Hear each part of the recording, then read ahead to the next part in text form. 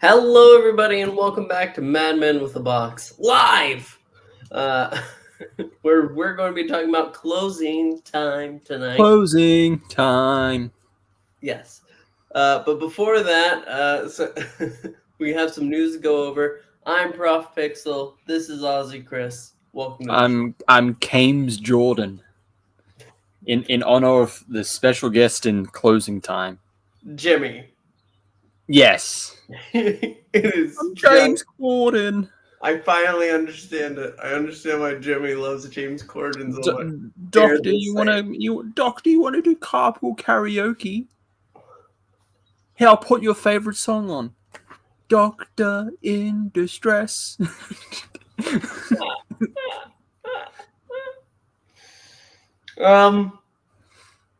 Anyway, let's go over some News. We have a little bit of news. It's funny because I was watching 50%'s live stream yesterday, and Connor was talking about how it just kind of just sucks now trying to do any videos or streams about Doctor Who because there is nothing. There is nothing to talk about.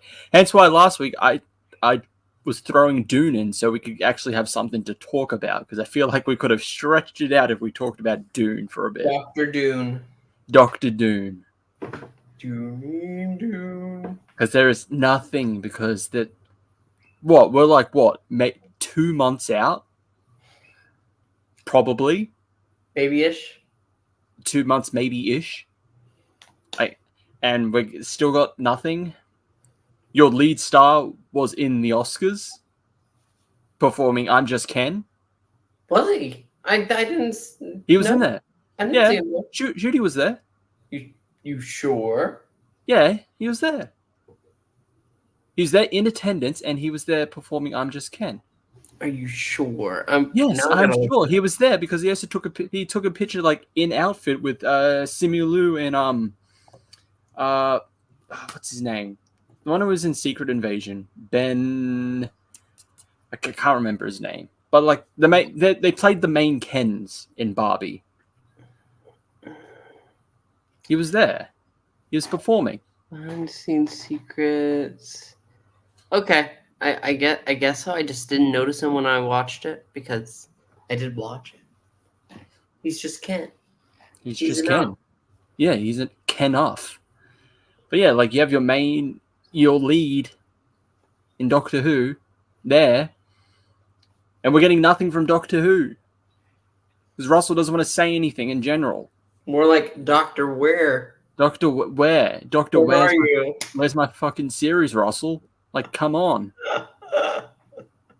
You're filming shorter seasons with less episodes. Like, just give it to me. I don't care about the process of how long it takes. Crunch, am I right? They should be ready. I'm not. Russell, why don't you take some, some tips from like Naughty Dog, and okay, just crunch and just don't give your workers rights. Apparently, I'm kidding, of course. Don't. Yes, now crunch your fucking employees, okay? Just because you made arbitrary deadlines you couldn't fill. Speaking of filling deadlines, let's talk about Christopher Eccleston and his next Ninth Doctor. He's coming back for another paycheck, boys. Luckily, this link works because Big Finish's account went down for a bit.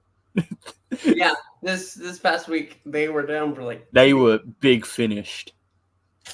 No more. They're done. They're gone. But no, they're back. Big Finish no more.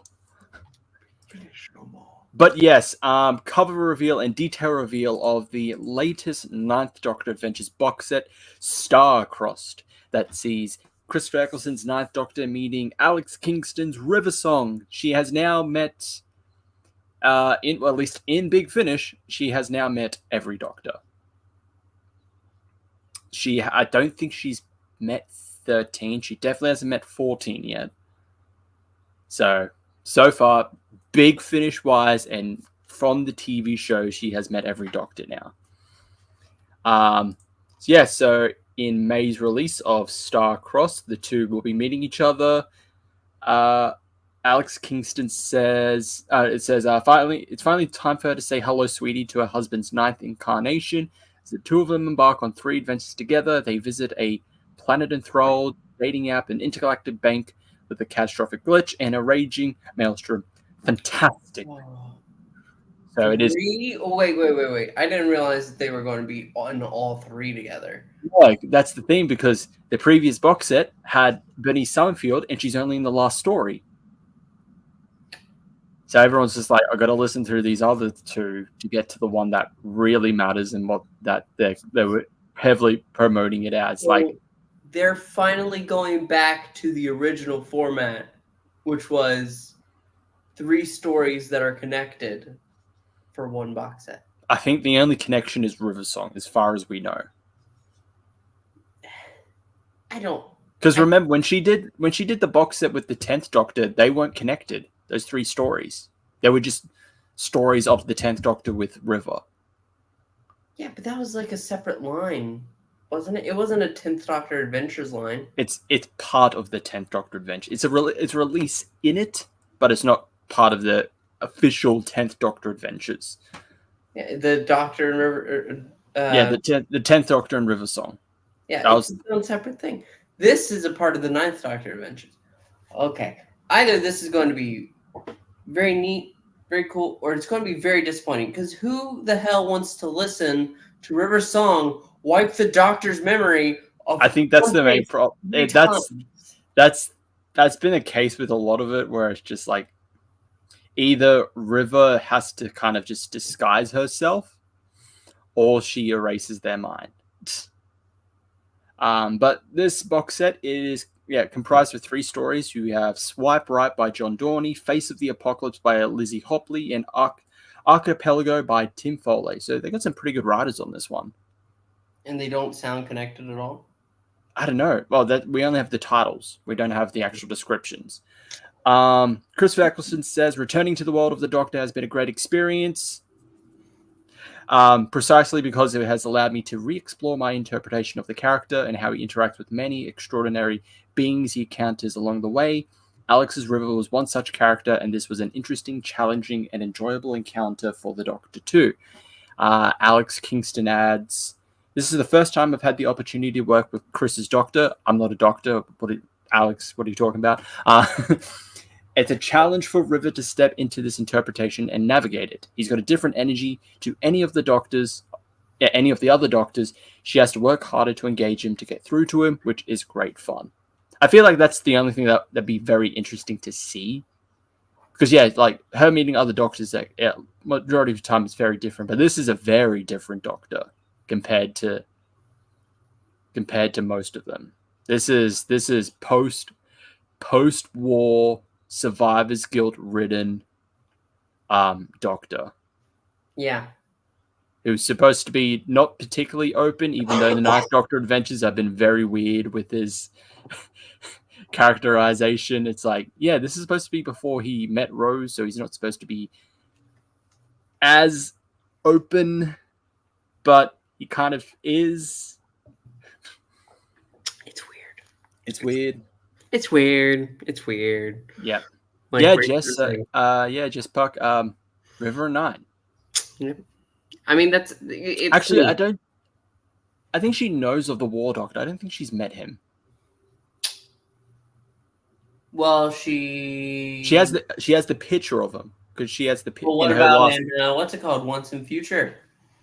I mean, technically, technically true. Yeah, she has the Doctor that's actually there. But for this one, everyone forgets. Especially Big Finish with releasing it and the actual plot of Once in Future. But, I digress. So this will come out in May. Yep, May of this year. Star-Crossed, typical collector's edition box set plus download, or just the download by itself. I don't know. I'm tempted to get it. I did not get the recent one. 9th Doctor Adventures was on my chopping block. I was like, I'm done. I'm done. I could live my life without listening to it, and I won't be like, oh, what have I done?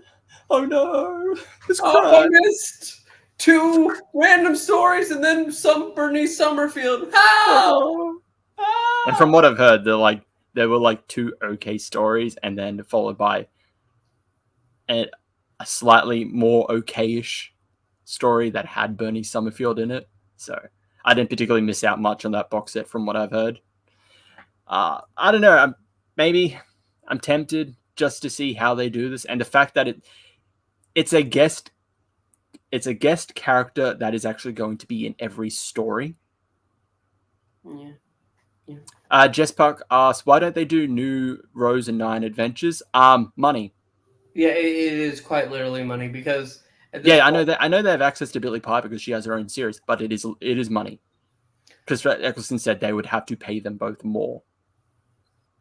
Yeah. And I don't know why they don't, because that would make bank, and they could actually. Remember, their box sets aren't profitable.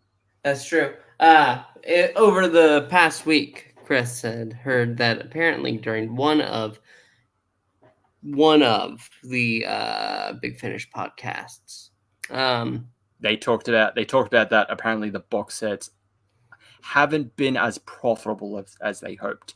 Hence why we talked about this last week, and people would have seen they're moving towards singular part releases for box sets. So the upcoming Bernie Summerfield series, her Series 8, is split into 4 parts. Granted, there's 2 stories to each part, but it is split into 4 parts. The whole of Dark Gallifrey, a single character will have a 3-part story separate. They would part 1 release 1 month, then part 2 the next month, then part 3 the month after that. Instead of being releasing together, which makes more sense because their story is part of a whole. They're dragging it out by releasing it in parts, and probably because they don't want to do it as a box set. Speaking of which, the one for Morbius actually came out. The trailer. Yeah. I didn't listen to it. Did you? I did. I really couldn't gather much from it. It didn't really interest me. So even though it's Tim Foley, I might just not bother. I might wait to see what reviews are. Okay. I'll get the War Master one, and the Movie Master one, and Missy, yeah. and Monk. But the more one, I was just like, whatever. I could probably skip that. You're gonna skip the Monk? No, not the Monk, obviously. That's what I said. I want to skip the Monk. But that's pretty much all Big Finish news. Let's dip our toe into the world of comics. Oh no, I'm going back. We're going back. Oh, can't stop it. So this is just showing a preview of the Free Comic Book Day Doctor Who issue that will be coming out on Free Comic Book Day. How about that? Isn't that amazing? I won't be getting it because I'll be at work. Can't get it. I don't know. I'll probably be working too. But no, that it's neat art. I do like the art. The art's pretty. The art's good. I'm liking it. Oh my god, is that the Beast from the Impossible Planet / Satan Pit? Yeah. Probably not. I guess actually it is. Oh no, it is because it says Crop Tour. It is. It literally is. The whole thing about this little bit of the scene, because the one that we first saw was him hearing something on Skaro, where he watched in horror as the Daleks were born. The whole point is like he's hearing an echo through the time stream across places he's visited and faced great threats. Dun, dun, dun. Yep, you got Metabolus 3. Yep, the Beast. You got the Vashon Narada in the library, Trenzalore, and other places. And other places. You dare not look. We dare not look. The Doctor's very darkest days of all. Oh, so It's time for War Doctor Begins. Da, da, da, da. Da, da, da, da. No. No. No. Not very dark those days. We've seen darker. We've seen darker. But yeah, that's neat. I hope I can get it. I don't know. I'll probably be working. Okay. The next two are from articles from Radio Times. This first one came out about a week ago, saying that Doctor Who the BBC is going to begin experimenting with generative AI to promote Doctor Who. Yeah, so the BBC, which we all know is very bad at marketing in general, especially with Doctor Who, is taking the lazy approach and using AI to promote it now. Good one, you morons. Good one. You've had what? You are only in charge of what? Mainland distribution and promotion, and just promotion in general. Like, you've got Russell doing everything else. But even then, he's kind of slacking in a lot of it. Right now, he's really quiet for some reason. Right now, he's really just like, me. But he's really still, you can't even promote it. Even if it's just like, Doctor Who's coming. You got to use AI to do it instead. So, in this article, it says, the broadcaster has announced it will be creating a human-written marketing copy for a Doctor Who push notification email subject line and in the promotional rail on BBC Search before using generative AI to suggest alternative copy. This will be reviewed and approved by the BBC's marketing team before being shown to audiences to promote the Universe collection on iPlayer. David Housden, head of media inventory at the BBC, says experimentation is at the heart of how we approach marketing at the BBC. Testing and learning how we let audiences know what the BBC content is most relevant to them, and we know what they might love underpins our digital marketing strategy. However, experimentation in marketing typically requires more time spent on the creative work to make extra assets. Funny, you say it requires more time spent on creative work and you're using generative AI. Yeah. Generative AI offers a great opportunity to speed up. So you want to do the work, you just don't want to put the time. That's what I'm getting. You are too lazy to actually do your jobs. You want it done quicker. Now, I kind of understand that. Given what job I do, it's very time-based. And the more we have, the less time we have to do it. And it makes it harder for us. But even then, that is us manually doing it. That requires actual people to do it. I can't create a fucking AI to do it because it is manual work that has to be done by people. And granted, I do want, and it's more to do with, I just need people to be faster, but not pushing themselves that they're actually injuring themselves, obviously. But yeah, generative AI, he says, generative AI offers a great opportunity to speed up making the extra assets to get more experiments live for more content that we are trying to promote. We're going to take it one step at a time, starting simple and learning as we go. We have chosen to start with Doctor Who as it is a joint content priority for both BBC Public Service UK and BBC Studios marketing teams. There's a rich variety of content in the Universe collection I play to test and learn with, and Doctor Who thematically lends itself to AI, which is a bonus, which everyone disagrees with. Doctor Who thematically does not lend itself to AI. Absolutely not. How incredibly tone deaf. But it's so futuristic. It's so futuristic. It's so futuristic. It's the future. It's sci-fi. Fucking That's what sci-fi is. shut right? up. Shut up, David, you Why? fucking imbecile. I'll say that.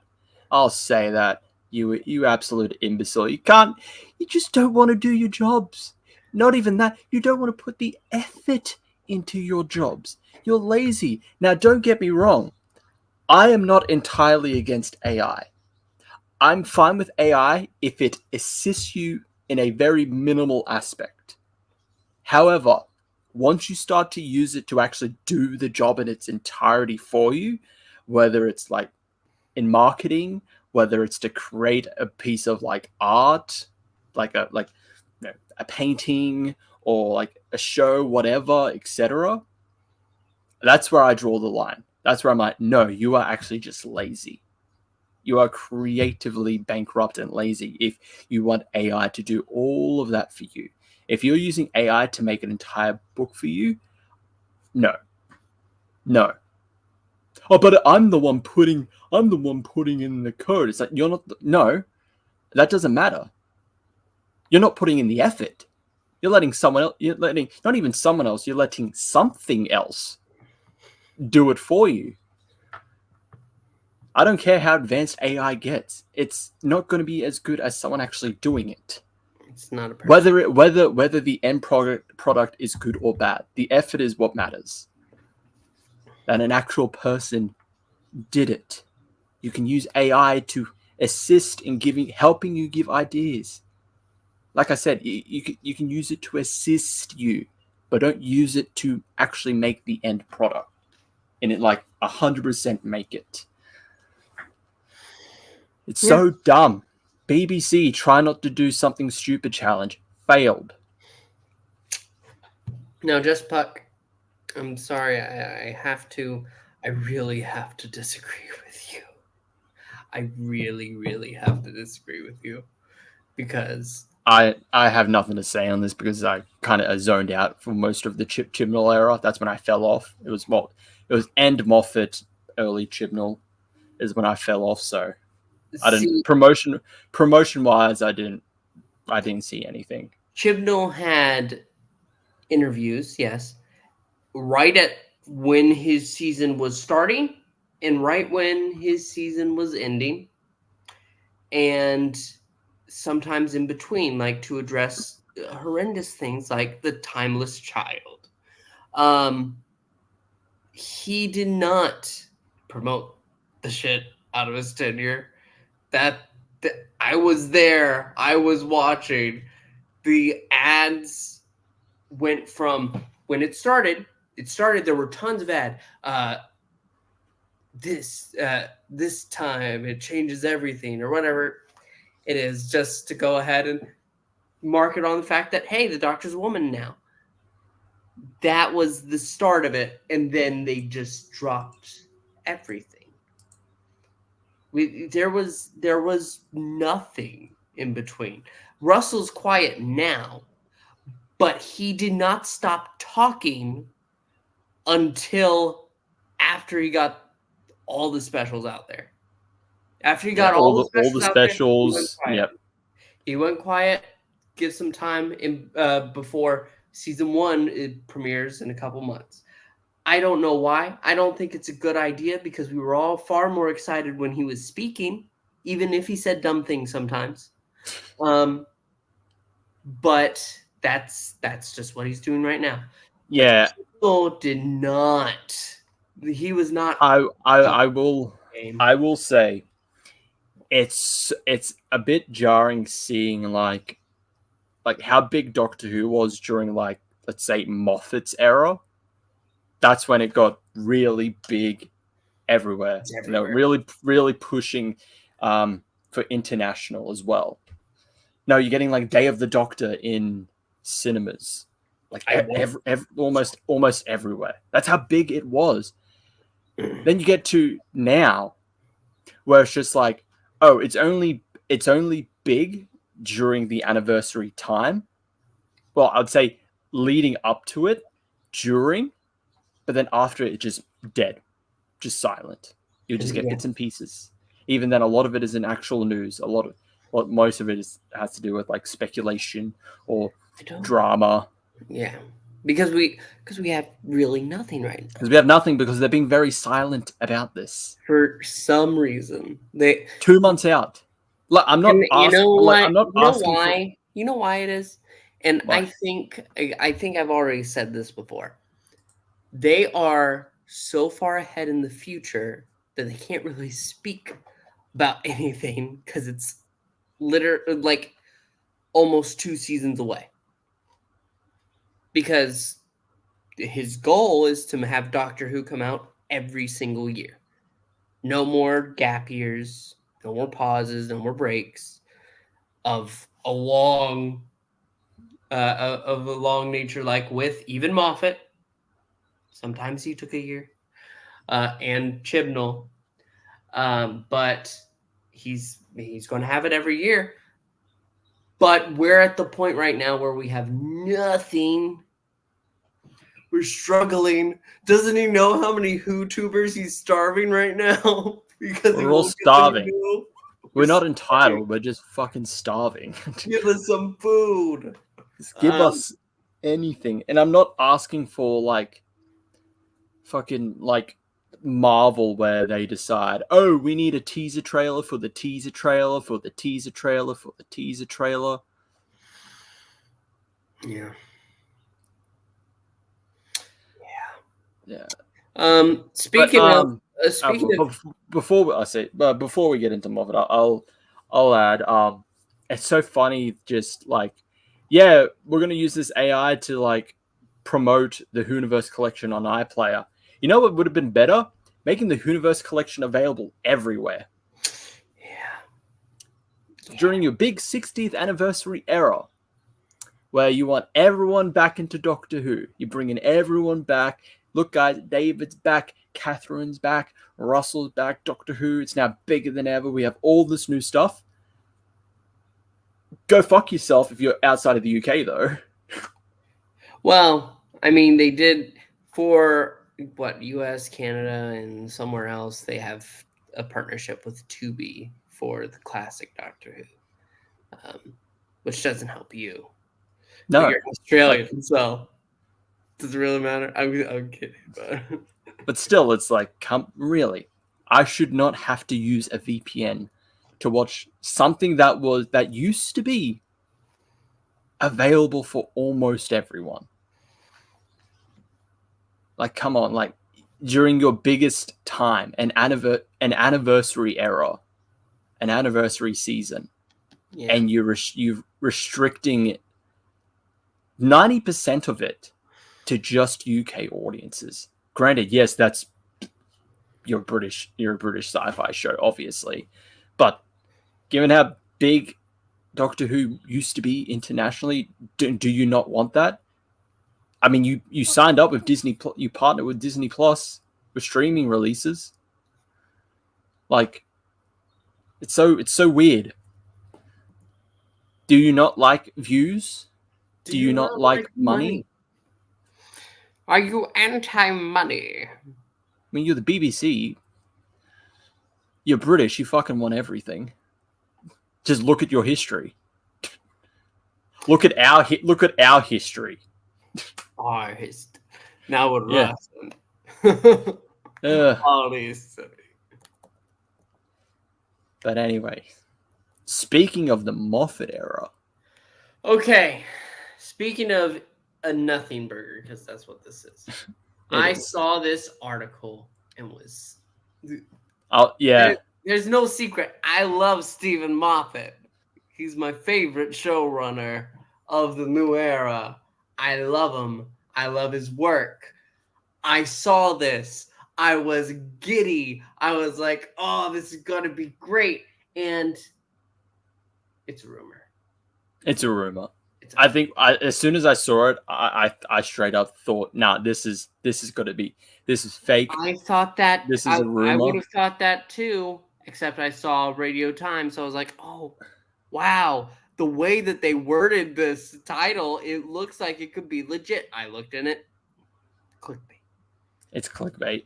So yeah, the rumor is that Stephen Moffat is coming back to Doctor Who to write the 2024 Christmas special. Now, the thing that makes this, doesn't have not a lot of credibility. Russell himself stated he wrote the Christmas special already. Yeah. So I don't see how it could be Moffat unless he's lying. And I would say, now granted, Moffat was pretty good with a lot of the Christmas specials in his era. You had Christmas Carol, you had Last Christmas, Husbands of River Song, some really good Christmas specials. So if you want a good Christmas special, get Moffat, get Moff. But bringing him back to Doctor Who, I wouldn't give him a Christmas special. I wouldn't. I personally wouldn't. I'd give him just an episode. I can respect that. I'd prefer that too. I would prefer that. And considering in each of in just their eras, whether it's the Christmas specials or the New Year's specials, they were typically written by the showrunner. Yes. Russell's era, for his first era, he wrote all the Christmas specials. Moffat, he wrote all the Christmas specials. Chibnall, he wrote all the New Year's specials. So I don't know why he would get someone else to do it unless he's just like, I'll do something different. I got something somewhere. But no, considering this is rumor number 2,058 of, oh yeah, Moffat's coming back, guys. I'm telling you, it's happening. Guys, he's coming back. Just like Matt Smith and Peter Capaldi were going to be in the 60th. I'm telling you guys, they're definitely Wild Blue Yonder. That's why they're being so secretive, because fucking Morbius and the Thinker were in there. But he wasn't Morbius. He was Milo. He's still a living vampire, so. Oh, what a world. Have sex. Could someone just edit? Just when the Doctor and Donna are driving away, instead of from the not things, it's just Milo. Have sex. Just walking up to them like that. So, someone fucking edit this, please. Do it for him. It'll be great. It's literally all he wants. It's all I ever need. Of the list of things I need, it's at the top. Top of the list. You heard him.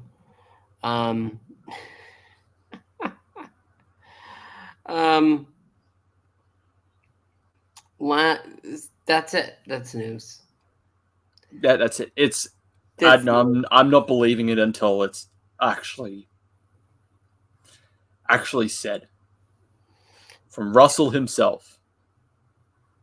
And an official release saying like Moffat is back, one of my buddies is back. Yeah, I mean, do you have like a do you think like there is a remote chance? I mean, they're friends. Yeah, they're friends, but do you still think it's something? I don't know. I mean, we didn't think Russell was going to come back ever, so it's possible. It's possible. I feel like out of that friend group of Russell, Steven, and Chris, Steven is, aside from obviously Russell because he's show running it, Steven would be the one that would come back first. Because for Chris Chibnall, it's technically just left. Maybe he just wants a break to do something else. Yeah. Give some time off. Right. Moffat hasn't done it since what? It was like 6 years or something. Something like that. Since 2017. Twice upon a time. Since 2017. See? So almost 7 years. That's how good I am. I know that. See? That's because you're the only one that likes Twice Upon a Time. I'm not the only one that likes Twice Upon a Time. I like it too. It's not a good Christmas episode, but it's not a great Christmas episode, but it is a good episode. It's great. It's a good episode. It's a good farewell. It was an unnecessary episode. So we kind of got a really good farewell, but then there's the whole Christmas specials. But it has brought my favorite Christmas moment, which is, that moment in the war where the soldiers all just stop.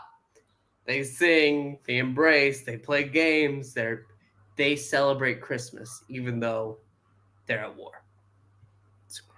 It's a touching story. Christmas treaty. So now it's time to talk about a story. Certainly. A story of all time. Yes. A story of all time. It is time to talk about the Jimmy episode.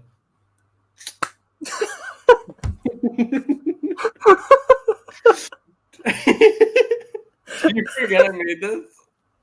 I made this so long ago. Can you send it to me? That's hilarious. I sent it into the madmen group. Oh boy.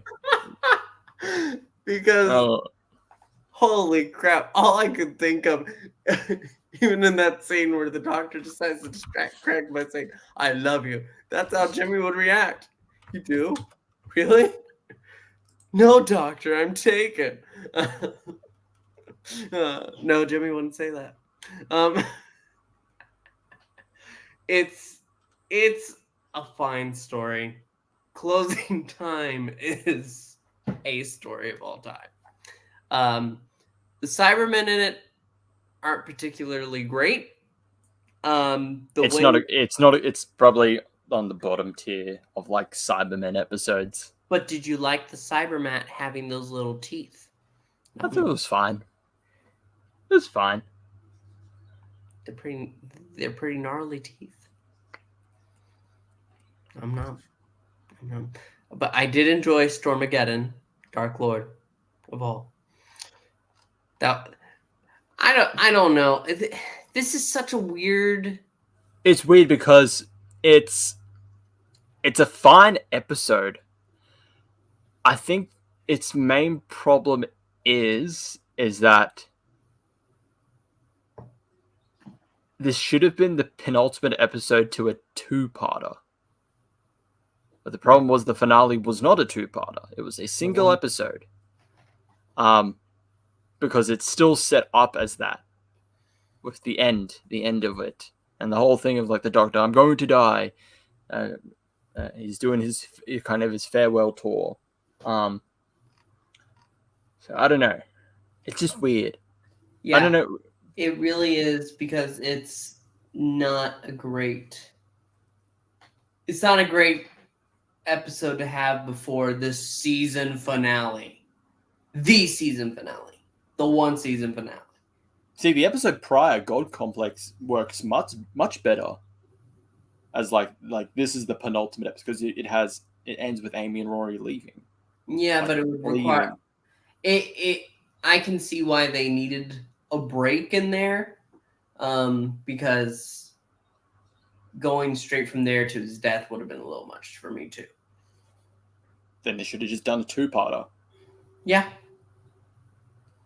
Don't know why, but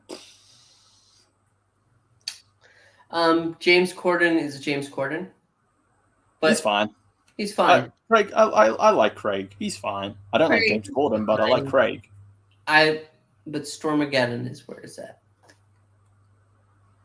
Top, great baby. What a baby. Yes, so 10 out of 10, baby. Yeah, 10 out of 10.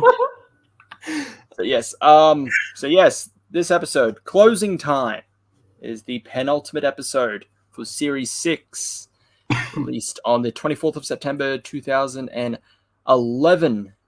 And, features the return of Craig from the Lodger from the previous series. So, we got James Corden came back as Craig Owens, written by Gareth Roberts. The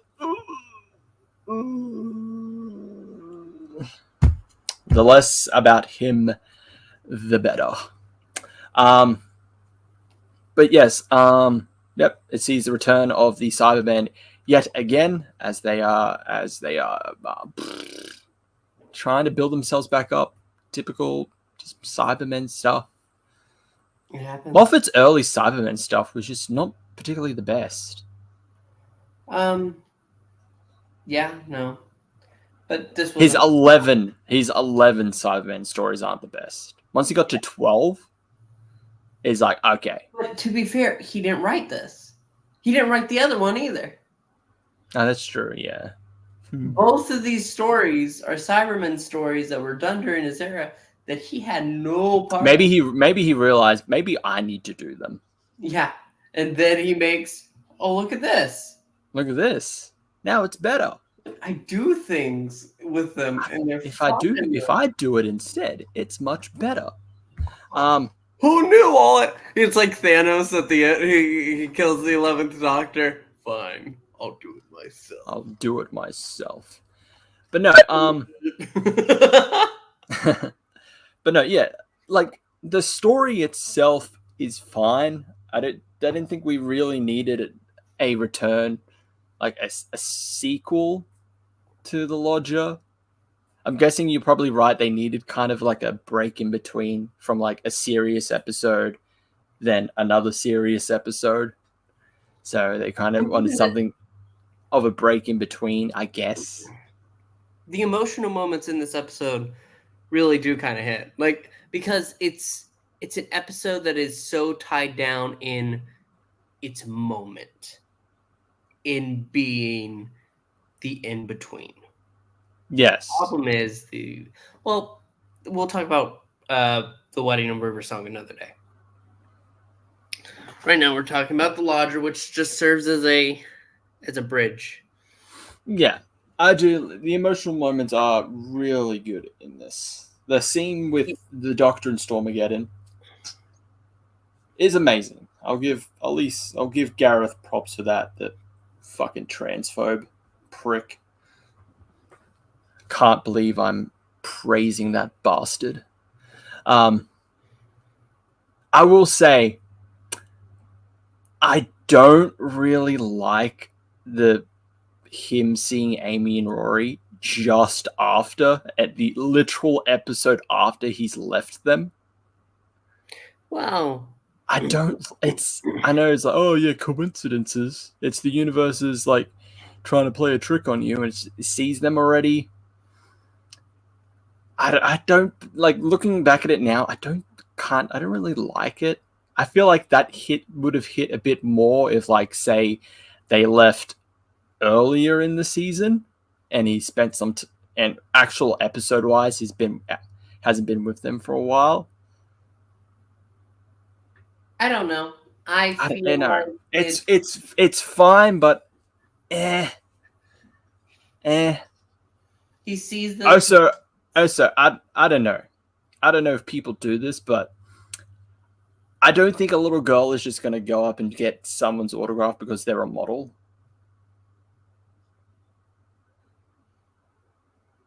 Because they modeled, I guess. Maybe Heidi Klum got autographs from little girls. I mean, she was. I don't know. Oh, so that little girl doesn't know how to point. She's definitely pointing like straight at the Doctor, and because the Doctor thinks, oh, she's pointing at me, but no, she's actually pointing to the big poster of Amy, of Petrichor, that's actually to his left. Idiot. Go back to school. Learn how to point. Failure. L. Maybe less time playing Fortnite and learning about fucking directions. You want to make a rookie error like that? You idiot. Exists. What? I don't know what it would. We're old, Chris. Sorry. Fine. Fucking Pog. I don't know. Space Invaders. I don't know. I don't really have it. Did you? You said Pong. I heard Pog. No, I said Pog. I was thinking of Pong. Poggers.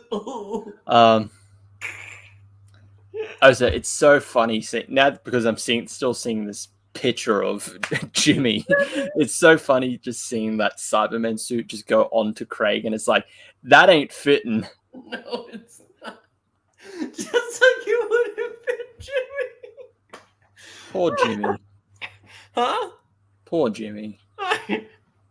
I mean, this is the most he's been on the stream in forever. And the fact that like, okay, look, it's like, yep, the process is beginning, but oh no, if you the power of love. A lot of contrivances in this episode. It's whatever. It's more the highlights are more of the emotional parts. It don't take no credit cards to ride this train. It's just the power of love. It's the power of love. Yeah, I hear that song. See, Back to the Future, Doctor Who, time travel. See, I made it work. Great Scott. Come on, Doc. Come on. All right. Tell me you made a time machine out of a police box. It's barely functional. Yeah, the Cybermen, again, it's not one of their best. They're there. They're there. I think it's just ending scene a lot more with them forcing River into an astronaut suit, her looking at the silence and being like, "Oh my god, what the fuck are these?" And then she turns around and she forgets. Yeah, it's great. Like, God, I love it. Yeah, I think that's just an overall issue with Cybermen in general, that they just got reduced to just monster of the week. Everyone just kind of forgetting what their themes are, what they're supposed to represent, and they just became monster of the week. This is the baddie. He's a bad boy. I wouldn't say this is the worst example of a Moffat era Cybermen story. But you have Nightmare in Silver, which is the next season. That is the absolute worst by an incredibly talented writer. Oh my god, I will still to this day harp on about how Nightmare in Silver is just a really bad Cybermen story. Making the Cybermen overpowered as fuck is stupid. It may seem logical that that's what they would want, but actually it being executed is so dumb. I don't disagree. I don't. But, it just is what it is. So let's rank this story. What? 6? 5? Yeah, this is a 6 out of 10 story. It's above average. It's above. It's a story that has its moments, but it suffers from being an unnecessary sequel, a not so good Cyberman story. It being essentially a second penultimate episode to the finale, because like I said, God Complex is also kind of a good penultimate episode. Like I think you're misremembering that end, because if you went straight from that to Wedding of River Song, it wouldn't work. This doesn't work either, really, but it works better than going from God Complex. I feel like that's mainly just a problem of more of we're being told that the Doctor just did a lot of stuff in between. With the search for Melody. Listen, they have to give a window for Big Finish, or no, they don't. I know. I don't think they don't have Jacob Dudman anymore. No more need. They can't do it anymore. No more 11th Doctor. It's over. It's over. It's so I was about to fucking say that. I fucking say it's Jova. It's Jover. Hey, Doctor. I'm Joe. Hey, Doctor. Go down to the clam. You're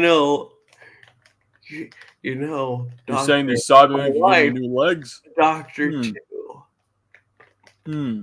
2. Hey, Bonnie, I'm gonna get myself some new legs. That sounds like Hey, a bad Peter. impression. Peter. That Craig guy looks like you. No, it looks like Jimmy. So, yeah, you have it. You have our ranking. We have the last 10 minutes. Couple of 6s. We don't have to go to an hour. Oh, okay, so we want to roll offline, I guess. We'll do it offline. That's right. You're going to just have to sit there and You have wonder. to sit there and wait. What are the madmen going to do next week? We're not telling you anything. We're taking some tips from Russell T Davies. We're telling you fuck all. You don't need information. You About don't need to be a part of a things. show What do you think this is? that's going to happen relatively soon? But we're really not going to tell you. So we want to thank you so much for watching. We ask you to like, comment, and subscribe. It helps out the channel. And we'll see you next week for more Mad Men with a Box. But until then, goodbye. Good night. ALLONS-Y. Yeah, Geronimo.